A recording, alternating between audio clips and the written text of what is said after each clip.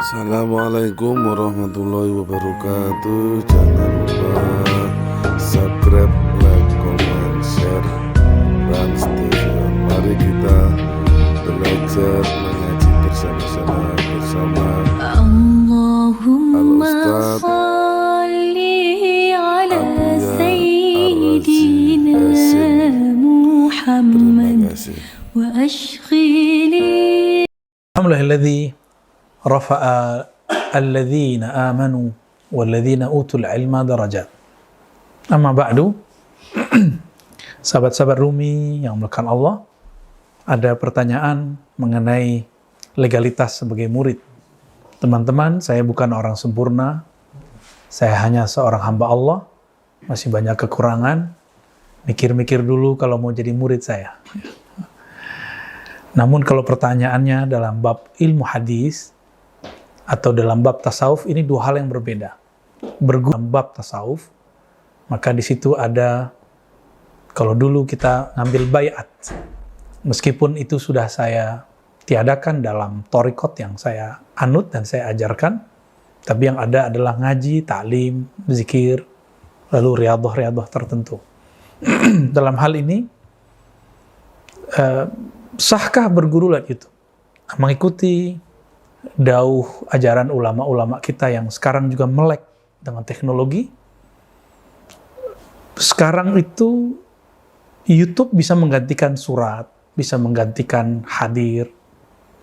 Ditambah lagi karena pandemi tidak mungkin bertemu sering, bahkan mungkin susah bertemu. Maka keniscayaan yang mesti terjadi adalah kita belajar lewat sosial media. Salah satunya YouTube kah, atau Facebook, Instagram, dan lain sebagainya. Mungkin barangkali ada yang menggunakan TikTok, Tik-Tik, apapun namanya, saya nggak tahu. Apakah sah jadi murid? Saya jawab dengan dua kategori. Murid dalam artian meriwayatkan kalam, maka sah jika mendengarkan dari channel-channel yang otoritatif, yang dapat izin. Ya, salah satunya Cafe Rumi, Ribat, Al-Badr misalnya, itu semua saya izinkan. Adapun yang lain, harus hati-hati dulu karena ada yang memotong, potongannya jika tidak betul-betul pas dengan apa yang saya maksud, maka dikhawatirkan ini berbahaya. Dalam hal ini para ulama kita mensyaratkan, misalnya di Mesir ada Syekh Ali Jum'ah, Syekh Yusri, mereka berdua sepakat mengatakan bahwa sah berguru lewat YouTube apabila mendengar secara utuh. Tapi tabiat kita suka mendengar 10 menit, 3 menit, 5 menit. Karena memang tabiat manusia mau instan. Inilah tidak adilnya kita dalam beragama. Jika kerja mau dari pagi sampai sore, tapi untuk beragama cukup 5 menit, 5 menit. Bagaimana mau jadi alim? Bagaimana mau jadi orang hebat dalam beragama? Tapi apabila mendengarkan dari channel yang sah, potongannya direkomendasikan oleh orang-orang yang ahli, maka sah sebagai murid dalam artian riwayatan, meriwayatkan saja, mendengarkan, meriwayatkan. Adapun murid dalam artian murid dalam bab thariqah tasawuf, maka ada adab-adabnya.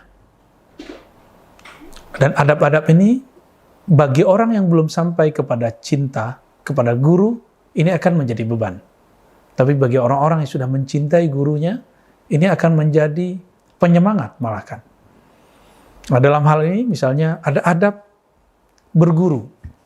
Dalam adab berguru, baik ahlul Quran, ahlul hadis, begitu juga ahli tasawuf, itu ada sepakat bahwa murid di hadapan guru seperti jenazah, baina yadail ghasil, di hadapan orang yang memandikannya. Maka dia harus patuh. Dan itu tidak mungkin terwujud secara sepenuhnya lewat sosial media. Bahkan tidak jarang yang berguru di dunia sosial media itu sesuai nafsunya. Jika ada perbedaan pada orang yang diikuti, maka dia mulai menghujat, mengkritisi. Mengkritisi dalam niat menasihati tidak masalah. Tapi siapa kita mau menasihati seorang yang jauh lebih alim dari kita? Siapa Anda yang akan mengata-ngatai seorang mursyid? Dan sungguh aneh ketika ada orang berbicara seperti ini. Saya ini ngambil yang baik-baik saja. Betul, ini oke dalam bab fikih, tapi dalam tasawuf ini su'ul adab.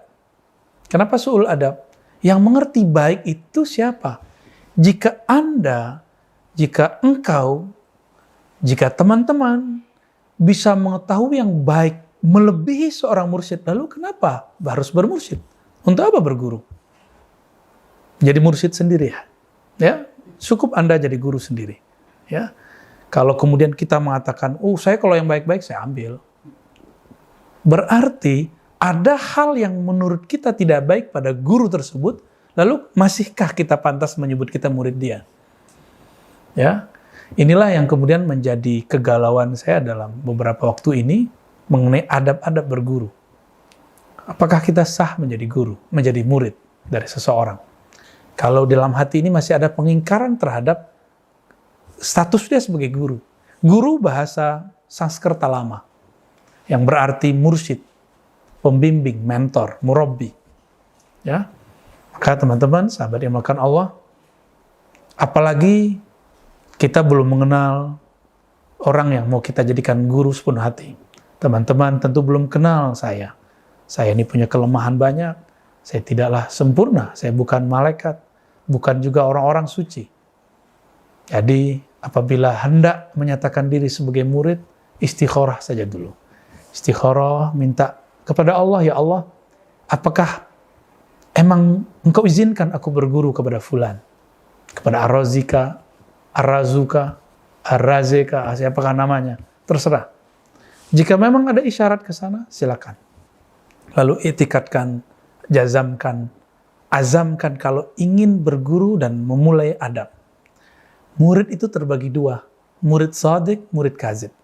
Murid shadiq, dia berguru bukan dengan nafsunya, bukan dengan ambisinya, bukan dengan obsesinya. Dia berguru, dia menghabiskan nafsiyah egonya. Maka kebenaran yang ada dalam dirinya, dia hilangkan, dia leburkan dalam kebenaran gurunya. Ini beda dengan fanatisme. Ya, fanatisme adalah taklid buta, itu hal yang berbeda. Ini adalah adab. Nah, jika tidak, nanti akan banyak murid-murid membicarakan keburukan gurunya di belakang. Atau terbersit sesuatu dalam dirinya tentang gurunya yang tidak enak. Ini murid yang kazib. Tapi murid yang shadiq, dia meleburkan iradahnya, kehendaknya dalam kehendak gurunya. Ilmunya dalam ilmu gurunya. Kemauannya dalam kemauan gurunya. Inilah baru murid yang shadiq. Dan dia tidak menilai gurunya dengan kebenaran dirinya, atau karena kebenaran masa lalunya, atau karena standar kebenaran thorikohnya. Tidak sedikit yang mengagumi seorang figur karena cocok dengan pikiran dia. Kalau nggak cocok, dia tidak suka. Maka seorang guru pun juga punya adab-adab kehati-hatian, tidak langsung menerima murid. Ya, maka teman-teman jika ingin berguru dengan siapapun, apalagi dengan saya yang masih al-abdul fakir, hamba yang sangat fakir dan dhaif, istikharah dulu, minta izin kepada Allah. Bukan sekali dua kali, mungkin 7 kali, bahkan mungkin lebih. Jika sudah, maka banyak-banyak sholawat kepada Nabi, sembari mengikuti kajian meskipun jarak jauh. Kita juga tidak menutup kemajuan zaman, kita juga tidak menutup kemudahan teknologi yang Allah sudah hadiahkan kepada kita semua. Oleh karena itu, silakan berguru lewat YouTube kah, sosial media, dengan syarat-syarat yang tadi. Yang pertama, mendengarkan dari channel yang otoritatif, yang sahih, yang dapat izin. Yang kedua, istikharah terlebih dahulu. Yang ketiga, jangan berlebihan memandang seorang sosok guru. Mereka masih manusia biasa, cintai mereka sebagai murid cinta kepada guru, bukan mencintai malaikat yang sempurna. Nanti Anda akan kecewa kalau mendewakan seorang guru. Sallallahu alaihi Muhammad, assalamualaikum warahmatullahi wabarakatuh.